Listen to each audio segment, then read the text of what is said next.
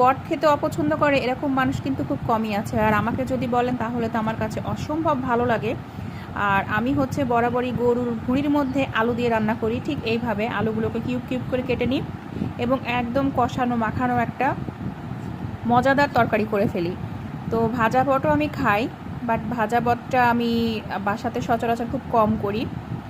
এইভাবে হচ্ছে আলু দিয়ে বেশি রান্না করি, কারণ এভাবেই খেতে আমার কাছে বেশি ভালো লাগে। শুধু আমার কাছে না, আমাদের বাসার সবার কাছেই ভালো লাগে। আর ভাজা ভাজা করি যখন হচ্ছে অনেক মানে 2-3 দিন হয়ে যায়, জাল করে রাখি, সেই বটগুলোকে ভাজা ভাজা করি।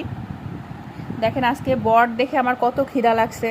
এক থাল ভাত নিয়েছি, একদম লোড করে থাল, দেখছেন বিশাল বড় একটা থাল নিয়েছি। মনে হচ্ছে আমি যেন পৃথিবীর সবচেয়ে বড় খাদক হয়ে গেছি, আমার কত খিদা লাগছে।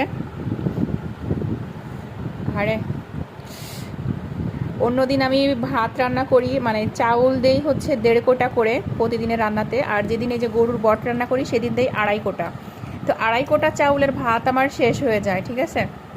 তাহলে কি পরিমাণ খাই গরুর বট দিয়ে ভাত বোঝেন।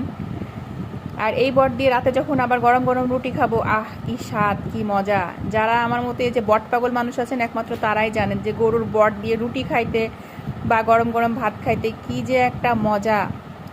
সো সবাই ভালো থাকবেন, আমি এখন একটু ভাত টাত খাই, আমার জন্য দোয়া করেন। আল্লাহ হাফেজ।